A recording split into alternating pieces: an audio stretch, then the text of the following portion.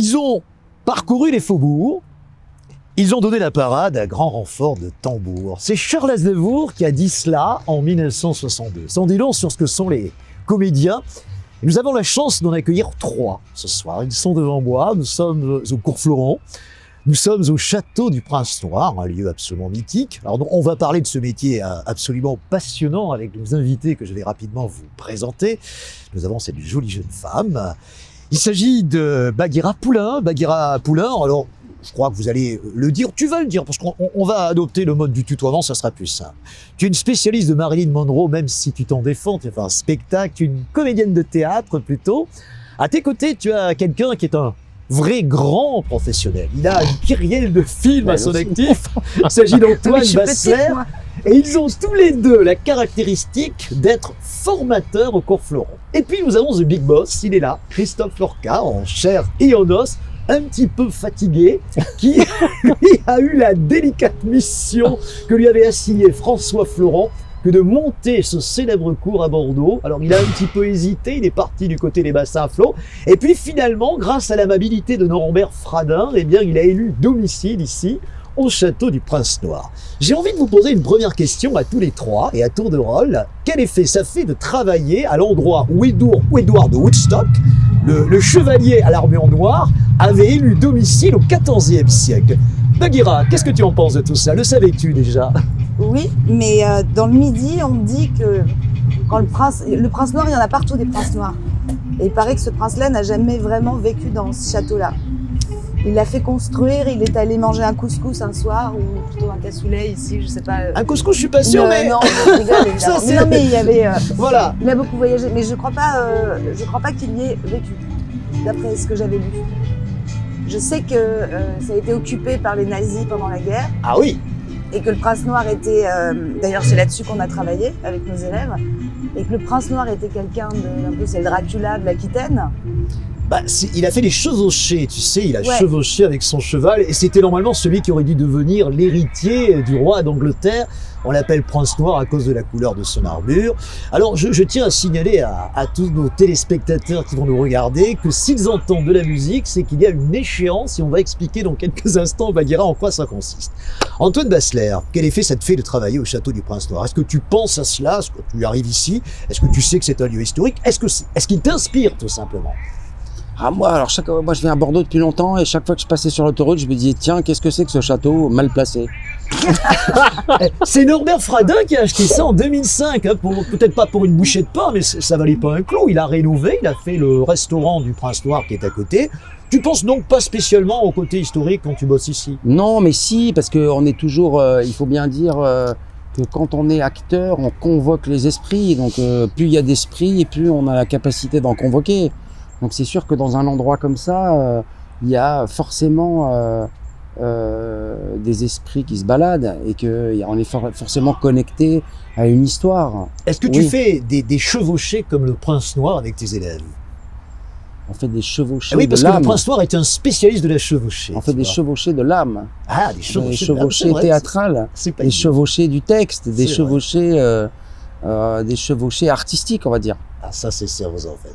Christophe Lorca. Bonjour Christophe, que j'avais rencontré il y a un an pour d'autres raisons. Tu m'avais raconté ta vie, ta carrière de comédien, de metteur en scène. Je crois que ton premier boulot, ça a été déjà d'installer le Cours Florent et ça n'allait pas de soi. Mais tu as quand même un rôle qui consiste quand même à faire en sorte que le Cours Florent soit rentable. C'est quand même ta mission aussi, bien sûr. Oui, bien évidemment. Il faut que je puisse payer mes professeurs, qu'on puisse monter des spectacles. Oui, bien sûr, c'est sûr. Tu m'avais dit il y a 12 mois que le patron de Paris était venu ici pour inspecter les lieux et qu'il avait été... fantastiquement impressionné par la lumière et le contraste entre le nouveau, le pont, qui n'est plus tout à fait nouveau puisqu'il date de 1969, et l'ancien, le château. Tu as été séduit toi aussi? Ah bah oui, il y a ce côté pont de San Francisco là, avec le pont d'Aquitaine, et puis ce château là qui a 1000 ans d'histoire. C'est hyper inspirant, on a envie de monter les spectacles à l'extérieur, ce qu'on fait là, ce qui se passe là derrière nous, et je pense qu'on n'a pas fini d'exploiter toutes les zones du château, et dans le château et à l'extérieur du château. On pourra monter des spectacles, des happenings, des performances.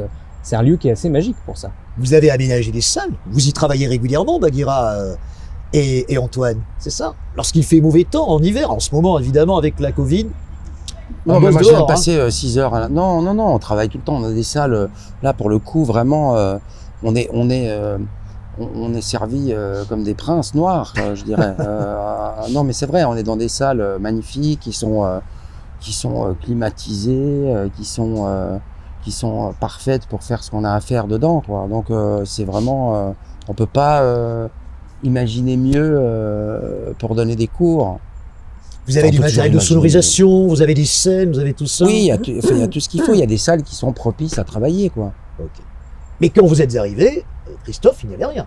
Ah non, il n'y avait rien du tout. En fait, Norbert Fradin avait acheté le château, il l'avait rénové, il l'avait nettoyé, il avait installé temporairement ses bureaux.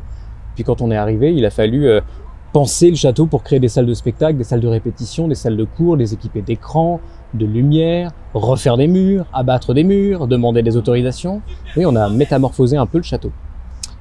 Vous avez prévu de parler sans transition des échéances, mais c'est quand même une hérésie que de parler des échéances sans parler du métier d'acteur, parce que vous êtes l'école de l'acteur, et on ne voit que cela. Lorsqu'on arrive par la rocade, on voit ces grandes banderoles, le métier de l'acteur. Est-ce que justement le fait d'être placé à côté de la rocade comme vous l'êtes, c'est une forme de communication extraordinaire?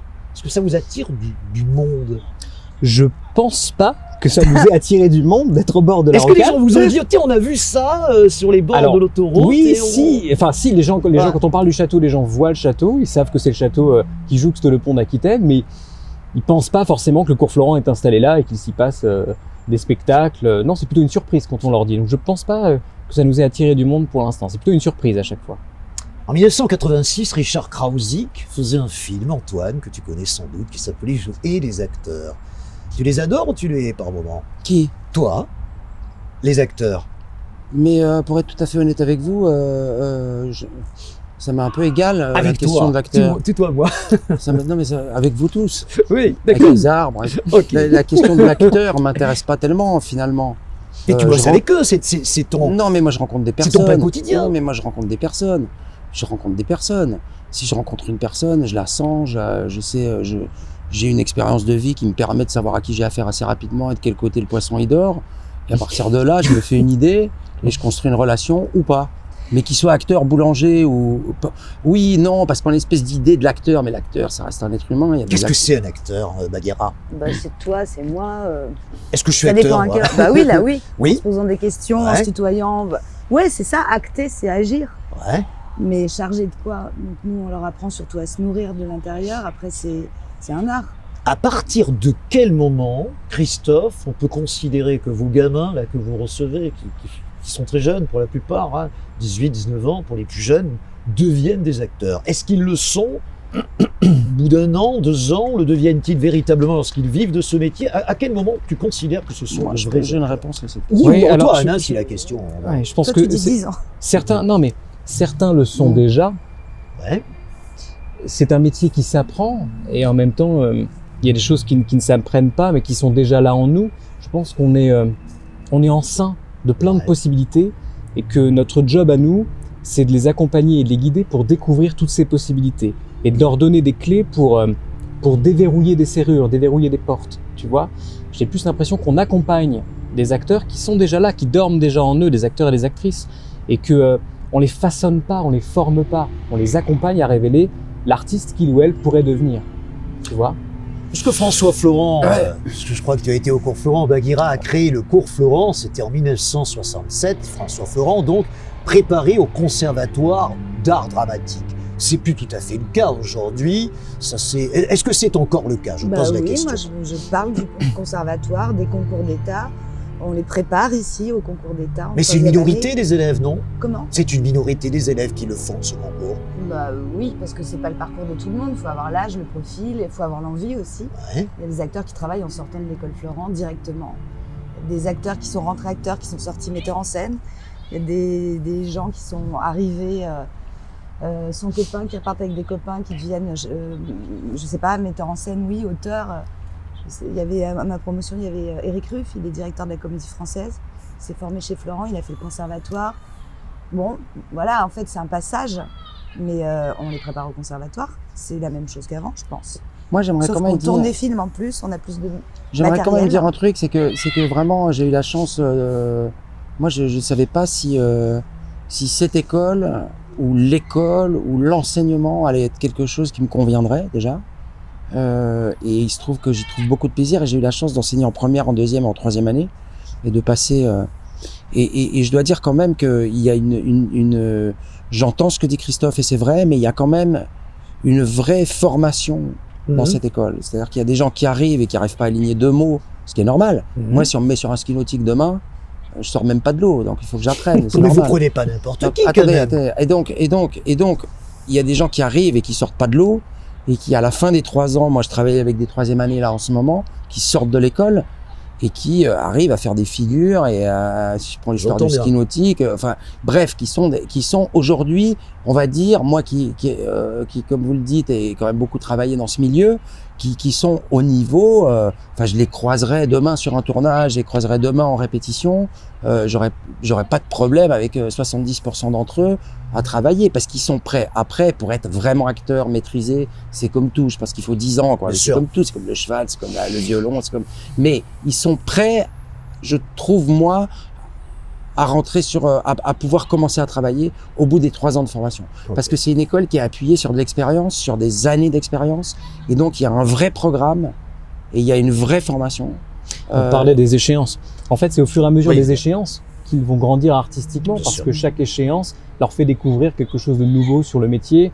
À chaque échéance, c'est un nouveau spectacle, c'est une nouvelle façon de jouer, c'est l'occasion de tester sur la caméra soit plus de plateau, d'écrire, de créer, de mettre en scène. Donc en effet, la formation, elle est à l'image du métier. L'idée, c'est de faire une formation pratico-pratique. D'ailleurs, et la grande intelligence de Florent, c'est d'engager des artistes, même si effectivement c'est une école privée et qu'il y a un fonctionnement d'argent à l'intérieur. La grande intelligence de cette école, c'est de prendre des artistes très différents, comme Bagheera, comme moi, comme d'autres artistes. Et en 3e année, ils rencontrent des metteurs en scène, donc il y a une vraie diversité artistique en fait, auxquelles ils sont confrontés. Vous avez plusieurs forces. D'abord, vous avez évidemment un panel d'artistes incroyables qui sont sortis de chez vous. J'ai noté quelques noms, Adjani, Baird, Tautou, Daniel Auteuil et bien d'autres encore qui ont commencé par le cours Florent. Ça, c'est quand même un gage de qualité. Il faut aussi rappeler que le cours Florent qui s'externalise, c'est quand même relativement récent, parce que très longtemps, quand on disait cours Florent, on pensait Paris, bien sûr. On pensait pas Bordeaux, on pensait pas à Toulouse, on pensait pas à Lyon. Pourquoi François Florent a-t-il décidé, si c'est lui qui l'a décidé, je suppose que oui, d'externaliser le cours? Alors en fait, c'était un souhait de François Florent, mais la personne qui l'a réalisé, c'est Frédéric Montfort, qui est le directeur actuel des cours Florent. Et en fait, le cours Florent a toujours voulu se décentraliser. On ne fait pas de l'art dramatique et du cinéma que à Paris. Le théâtre s'est décentralisé depuis déjà 70 ans. On parlait du conservatoire. Il y a aujourd'hui 13 écoles de la plateforme, 13 écoles nationales qui sont dans toutes les plus grandes villes de France. Et donc, il fallait que le cours Florent aussi accompagne ce mouvement-là. Donc, on a créé le cours Florent à Bruxelles, à Montpellier, à Bordeaux. Et maintenant, il y a aussi le cours Florent à Berlin, parce que le théâtre est partout. Donc, l'idée, c'est de créer des rencontres à différents endroits et pas que à Paris. La plupart de nos élèves, d'ailleurs, ne jouent pas à Paris. Généralement, quand ils démarrent leur carrière, ils créent des compagnies, ils passent des castings, ils tournent des films. Tous les tournages ne sont pas à Paris. Les compagnies qui tournent au théâtre ne tournent pas forcément à Paris, où les théâtres sont souvent pris d'assaut pendant 2 à 3 ans. Donc, il fallait aussi être ailleurs qu'à Paris. Et Bordeaux, ayant fait vraiment sa révolution culturelle, s'étant vraiment transformé, c'était intéressant de venir créer le cours Florent à Bordeaux. Bagheera et également Antoine, vous n'étiez pas bordelais au départ, ni l'un ni l'autre. Que pensez-vous de cette ville? Elle a des atouts et des atours extraordinaires. Est-ce qu'elle est propice à découvrir des pépites de demain, des talents de demain? En avez-vous déjà découvert depuis que vous êtes ici? L'un et l'autre. Partout, il y en a, mais ils viennent. Il y a des gens qui viennent de Bretagne, de partout, même d'autres pays, qui s'inscrivent à Bordeaux. C'est pas Bordeaux où on est pouponnière de pépites, mais c'est un creuset dans lequel on travaille par contre, je trouve, plus sereinement avec un cadre magnifique, plus facilement qu'à Paris. Les loyers sont moins chers. Moi, si j'avais un petit cousin, enfin je sais pas, un jeune qui me demanderait où je dois faire l'école Florent, je lui conseillerais en province et Bordeaux, puisqu'on a un château et que... Pourtant, les a priori demeurent forts. On se dit, on ne peut pas faire cette carrière sans passer par Paris. On le croit. Je l'entends régulièrement. C'est un peu tristoun en ce moment, les Parisiens. Ouais. Il y a du monde dans le métro, c'est très cher les loyers. Les masques du matin au soir dans des salles qui sont formidables à Paris aussi, mais je pense qu'ils sont mieux à Bordeaux. Ils vont à la Mers, s'aérer le week-end comme ça. Alors, comme nous avons un temps limité, nous allons bien sûr parler d'une chose qui vous est chère. Et Antoine, tu vas passer sur le grill indirectement dans quelques instants, puisque ça va être l'échéance de tes élèves de 2e année. Ce spectacle que moi j'ai vu samedi, qu'ils vont renouveler pour la 2e fois ce soir, dans quelques instants, qu'on va filmer. On va montrer bien sûr des images pendant que nous produirons cette interview. Ce spectacle, c'est le spectacle de toute une année. Normalement, il aurait dû avoir lieu au mois de mai. C'est ça, non? Non, c'est pas le spectacle de toute une année du tout. C'est le spectacle. C'est, si tu veux, dans le parcours du cours Florent, la première fois où les élèves sont confrontés à un public, c'est en fin de 2e année. Okay. Avant ça, les échéances restent assez confidentielles. Il y a certains élèves qui vont voir d'autres élèves, ce que je trouve très bien, moi, par exemple, parce que ils se voient entre eux, ils se discutent, ils se comparent, et la comparaison, c'est quelque chose de propice à l'élévation. Et donc, en fin de 2e année, c'est la première fois qu'on les confronte à un public. Et ensuite, en 3e année, ils ont des modules de 3 mois, tu m'arrêtes si je me trompe, où à chaque fois, ils travaillent avec un intervenant différent qui est soit extérieur à l'école, soit intérieur à l'école. Donc, on prépare cette échéance en normalement 3 mois, mais cette année en 1 mois et demi. Ce qui est un truc de dingue. Avec 25 élèves, on a monté un spectacle. J'ai fait le calcul, si on faisait 2 services par jour dans un théâtre, ce qui est le rythme normal de répétition, et pas avec 25 acteurs, mais avec des acteurs normaux, ça voudrait dire qu'on a répété 10 jours pour faire un spectacle de 2 heures avec 25 acteurs. Et Dieu sait que lors de la première samedi... T'en as pensé quoi? Eh bien justement, j'allais te dire, j'ai écouté ta présentation, j'étais présent samedi, vous avez tout eu. Le froid, les travaux, tu dois t'en souvenir, qui étaient à côté, et j'ai été impressionné par le professionnalisme de ces jeunes qui n'ont pas été troublés par ces conditions qui étaient quand même complètement hostiles. Et ça, je crois qu'il faut leur rendre hommage. Alors, je ne sais pas comment ils vont se comporter ce soir, mais ça ne peut pas être pire au niveau des conditions que ce que nous avons eu, que ce que vous avez eu samedi. Je ne sais pas si tu es d'accord. Ça a été pire parce que j'ai dû arrêter un filage où il y avait quand même 30 personnes. J'ai dû l'arrêter au bout d'une demi-heure parce que j'avais le choix entre le toit de la tonnelle, mais le vent qui emporte la tonnelle, ou la pluie. J'ai choisi de patienter les gouttes et on n'est pas patiente les gouttes, donc j'ai dû arrêter donc ils ont été courageux, vraiment au-delà de l'imagination là. Et effectivement, je t'ai pas dit, mais la dernière fois, il y avait tout. Ça y est, il pleuvait pas, il y avait pas de vent. On commence le filage et ils se sont mis à faire des travaux pile là. À l'angle. Ouais. On y a eu droit samedi, oui, effectivement, je te confirme, j'étais là. D'une façon générale, on peut dire que, et je pense qu'on sera d'accord tous les trois, on est très émus, très émus par le courage de nos élèves. Ouais. Parce que là, ils vivent une situation complètement folle, avec la Covid, avec le report de leurs cours. La vie est difficile pour tout le monde en ce moment et ils ont décidé de faire la formation, ils ont décidé de revenir après l'été, reprendre leur année où elle s'était arrêtée et ils réussissent à faire des spectacles en un temps record. Et là, on voit ces spectacles depuis hier, on enchaîne les échéances, Antoine et jury avec moi. Moi, je suis très ému à chaque fois de voir ces élèves qui donnent tout pour réussir leur formation et faire leur métier, en fait, apprendre leur métier. Ça, je suis très ému. Est-ce qu'ils vont tous en faire un métier, Bagheera? Mais peu importe. Ça va faire que des acteurs, moi je serais ravie, le monde serait plus poétique. Mais la question n'est pas là. En fait.